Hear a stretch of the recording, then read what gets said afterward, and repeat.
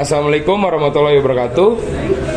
Saya Dandi Sulistyo ingin mewawancarai humas dari kakak asuh untuk memenuhi mata kuliah pengelolaan krisis dengan dosen Ibu Wina Puspitasari.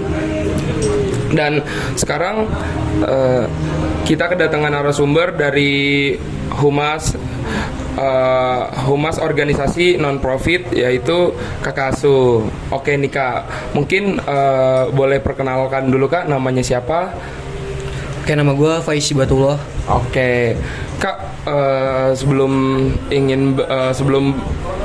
saya bertanya ke pertanyaan-pertanyaan intinya, saya ingin bertanya tentang sejarah kakak asuh ini sendiri dulu. Ini apa ya Kak? Organisasi apa? Seperti apa? Kakak asuh itu organisasi yang non-profit yang bergerak di bidang sosial pendidikan.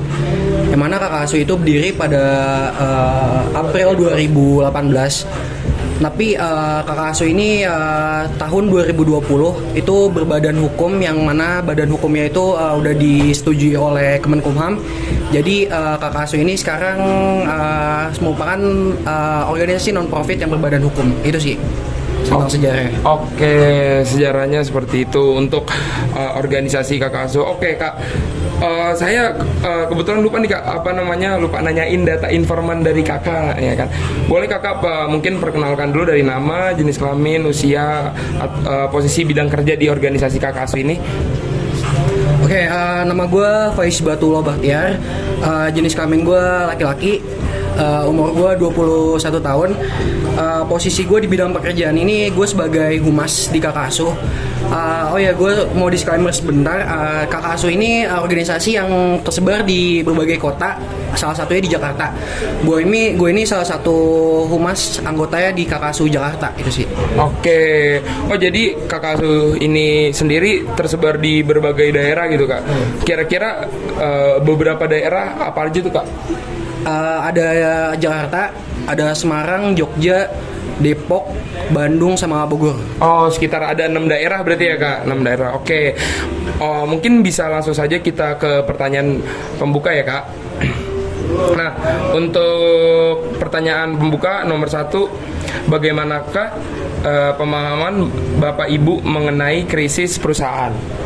Kalau menurut gue, sepemahaman gue, krisis perusahaan itu salah satu situasi di mana organisasi atau perusahaan kita ada di kondisi yang nggak memungkinkan gitu buat ngejalin sesuatu. Jadi kita harus punya kapabilitas tertentu, sama kita harus memanage dampak-dampak dari krisis tersebut dengan baik. Karena kalau misalnya kita nggak manage dampak itu dengan baik, itu bakalan buruk ke depannya buat organisasi atau perusahaan kita. Itu sih kalau menurut gua. Oke, berarti kita tuh kalau misalkan lagi ada di krisis perusahaan, kita harus bisa manage krisis itu dengan baik ya Kak, biar nama kita tuh, nama organisasi kita tetap baik gitu ya Kak. Oke, langsung ke pertanyaan nomor 2. Kapan terakhir perusahaan mengalami krisis Kak? Kalau mengalami krisis tuh, kalau misal kapannya itu mungkin gue nggak bisa terlalu merucut, tapi gue tuh kalau misal periode mungkin kemarin ya, waktu pandemi krisis parah banget sih di organisasi. Nggak parah sih, cuman kayak berdampak ke hal-hal yang lainnya. Itu sih, pandemi itu jadi waktu organisasi gue ngalami krisis. Oke, itu pas pandemi itu krisisnya seperti apa Kak? Kalau boleh tahu? Krisisnya itu terutama di bidang gue, apalagi humas. Di situ gue kan tugas gue pertama nyari sponsor sama media partner. Sponsor sama media partner itu di zaman pandemi kemarin itu susah banget dapatnya. Itu di situ itu salah satu krisis yang diterima dari divisi gue. Itu tentang sponsor sama media partnership itu sih. Oke. Nah, terus pertanyaan selanjutnya nih Kak, bagaimana krisis tersebut bisa terjadi? Yang tadi gue bilang itu, jadi kita ada beberapa acara, misalnya sebagai contoh tuh webinar yang biasa kita bisa handle sebulan 2 bulan, itu kemarin kecot kayak sampai 6 bulan. Kenapa? Itu kan webinar kita kemarin skalanya nasional. Nah di skala nasional itu kita harus butuh sponsor sama media partnership yang oke dong. Nah di situ kemarin susah buat nyari itu karena perusahaan-perusahaan lain pun kayak sponsor itu mengalami krisis juga. Jadi sesama krisis, kita sama krisis, mereka juga nggak bisa ngeluarin profit ke kita. Jadi itu sih kemarin perusahaan kita krisis, perusahaan mereka krisis, jadi susah nyari yang saling berhubungan. Jadi sponsor niat juga gitu. Iya benar, lebih memilih ya kan, lebih untuk detailnya gitu ya kan, lebih detail gitu. Nah, untuk pertanyaan selanjutnya, seberapa serius krisis terakhir yang dialami oleh perusahaan?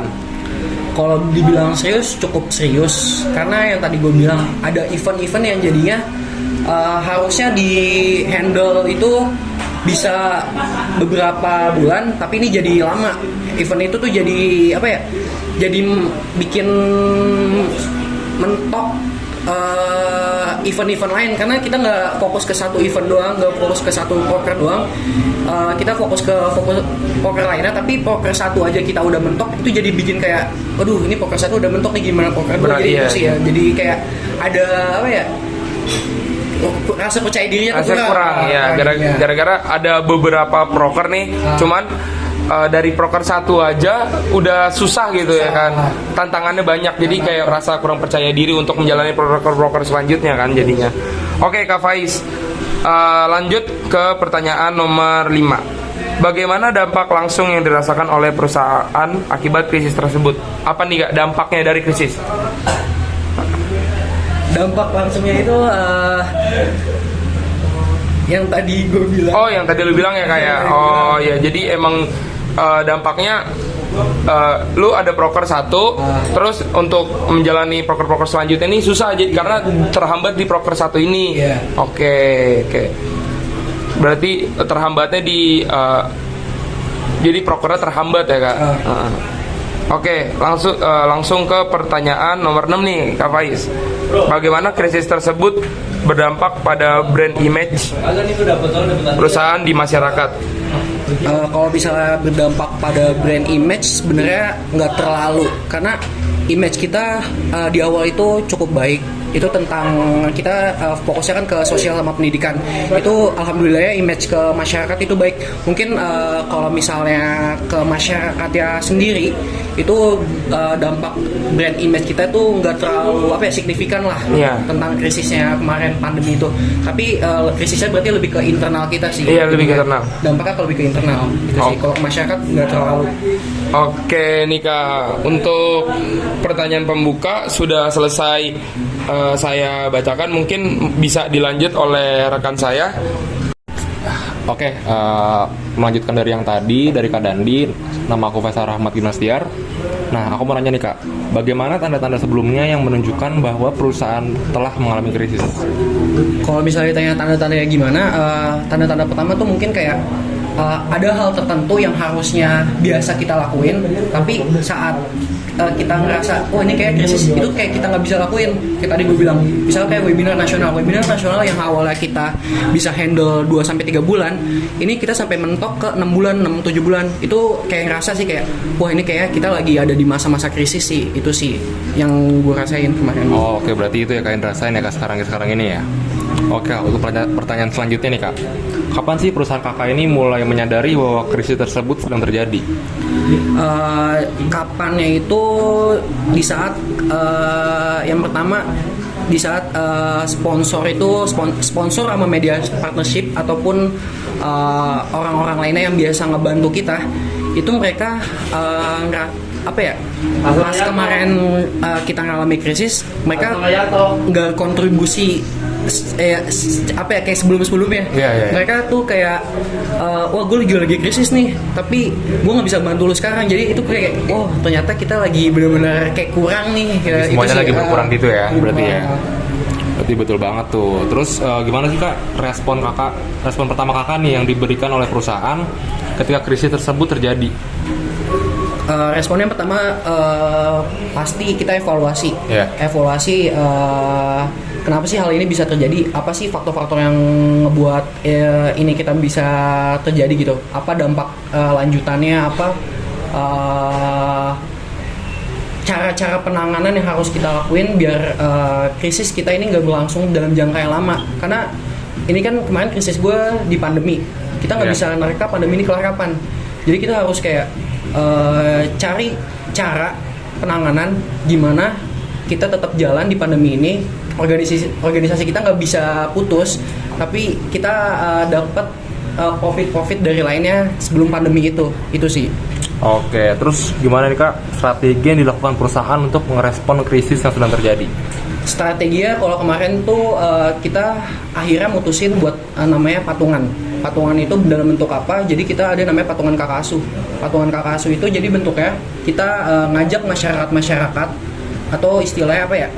Orang-orang buat ikut patungan sama kita, ikut berkontribusi sama kita di luar dari anggota buat nyalurin sedikit hartanya, sedikit duitnya, ngebantu kita buat program-program kerja kita, karena program kerja kita itu 90% itu mengarahnya ke sosial masyarakat, dan mana banyak orang yang emang pengen nyalurin hartanya ke situ. Itu sih kemarin lewat patungan itu, program kerja patungan kakak asuh. Oke Kak, terus nih Kak, gimana sih proses pengambilan keputusan saat proses penanganan krisis tersebut? Pengambilan keputusan pertama secara konsensus sih, karena kita musyawarah bareng-bareng gimana cara nangani krisis ini, karena yang kita tahu tuh organisasi itu nggak hanya di satu otak, nggak hanya di dua otak. Organisasi itu ada beberapa otak yang harus kita jadiin satu, yang nggak bisa kita ambil secara gelagah gitu, nggak secara gegabah. Jadi harus ada musyawarah tertentu yang kita harus mikir efeknya itu bakal gimana sih ke depannya. Jadi harus musyawarah sih. Oke. Lanjut lagi, kenalin dulu, nama gue Khalifarddian Syarasidi. Lanjut aja nih kayak pertama, media apa saja sih yang digunakan dalam strategi merespon krisis tersebut?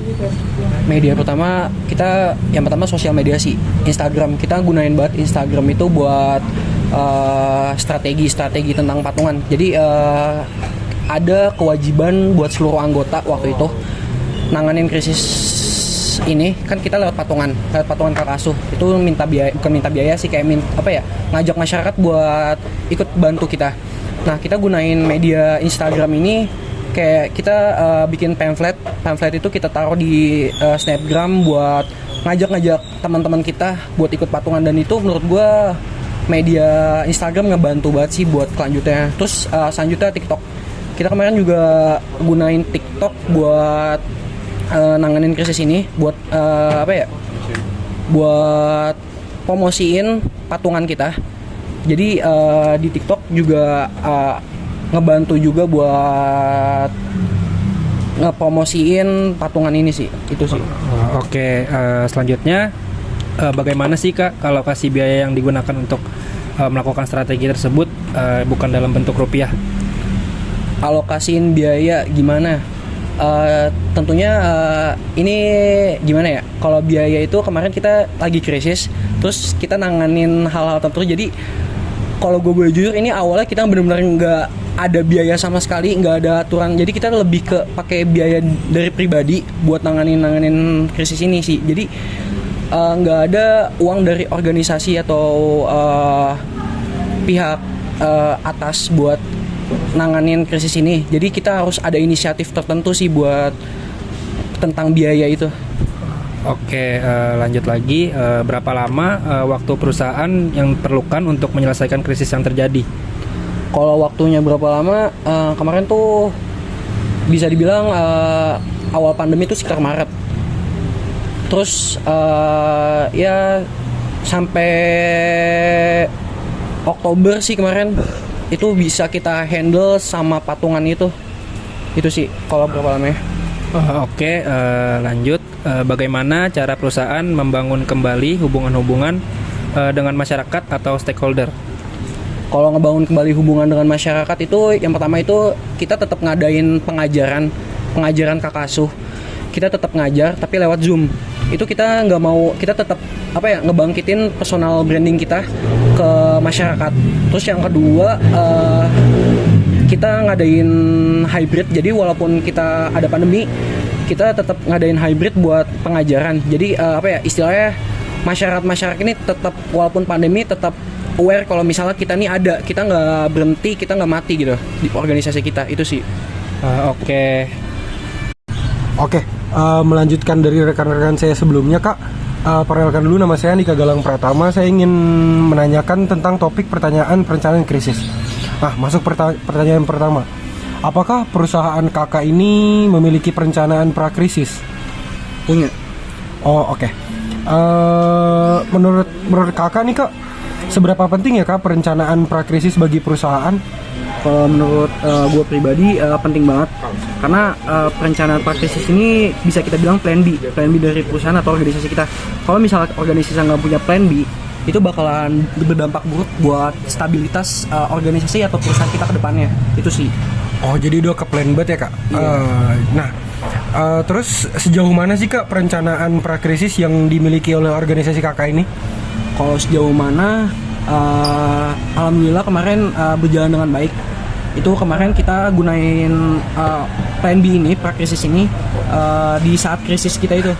Jadi ini berjalan dengan baik sih, itu sih. Oh, jadi plan B-nya works ya, Kak? Works, ya. Oke.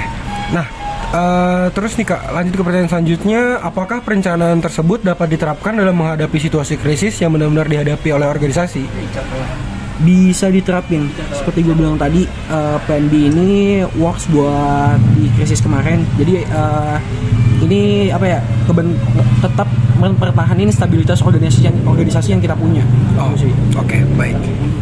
Apakah ada tim khusus nih, Kak, yang disiapkan untuk menghadapi krisis yang akan datang? Kalau misalnya tim khusus nih, menurut gue nggak ada. Karena menurut gue suatu organisasi ini jadi tanggung jawab bagi setiap anggota. Jadi kalau misalnya kita ada krisis, setiap anggota tuh bertanggung jawab buat nyelesainnya. Jadi nggak ada tim khususnya sih. Oh, berarti semuanya ikut bantu ya, Kak, buat nyelesain ikut itu? bertanggung jawab atas krisis yang ada. Nah, ini kita masuk ke pertanyaan terakhir nih, Kak. Siapa saja sih, Kak, anggota tim kakak? Terus bagaimana sih, Kak, susunan organisasinya itu, kayak dari ketua, divisi, dan anggota-anggota yang lainnya? Kalau misalnya anggota dari organisasi gue itu yang pertama itu ada ketua yayasan. Ketua yayasannya itu kakak Asu sendiri. Itu ada di pusat, itu ada di Jakarta. Ada punya ya kantor gitu-gitu. Terus di bawah ketua itu ada sekretarisnya, ada bendaharanya, ada bendahara yayasan. Tapi di bawah bendahara yayasan itu yang tadi gue bilang di awal itu kan kakak Asu ini tersebar di beberapa kota. Itu ada yang namanya Korda, koordinator daerah. Koordinator daerah ini istilah ketua dari kakak Asu daerah itu tadi. Nah, ketua kakak Asu daerah ini berhubungan langsung, misalnya di krisis gue ada di Humas Jakarta, itu bakalan disampaikan sama ketua kakak Asu ini ke ketua yayasannya. Itu sih kalau strukturnya. Oh, oke. Baik, Kak, tapi saya ada pertanyaan bonus lagi nih, Kak. Mau nanya, selama kakak di kakak Asuh nih, apa sih, Kak, yang impact yang kakak dapetin pas kakak join kakak Asuh ini? Impact yang gue dapetin banyak sih. Yang pertama itu gue bisa lebih rasa sosial gue lebih tinggi lah. Karena yang kita tahu, yang gue bilang tadi, kakak Asu ini kan organisasi yang bergerak di bidang sosial dan pendidikan. Yang mana awalnya gue nggak aware sama bidang pendidikan, tapi dengan joinnya kakak Asu ini gue bisa aware bidang pendidikan itu. Gue bisa tahu gimana cara bentuk kurikulum, gue bisa tahu gimana cara nangani anak-anak, gue bisa tahu gimana struktur-struktur yang ada buat nangani krisis. Itu sih kalau impactnya ke gue. Oh, oke, Kak. Baik, Kak, sekian, Kak, dari pertanyaan yang sudah diajukan oleh saya dan teman-teman. Terima kasih ya, Kak, atas waktunya sudah menjawab semua pertanyaannya. Sekali lagi terima kasih ya, Kak, dari kelompok kami. Ya, sama-sama.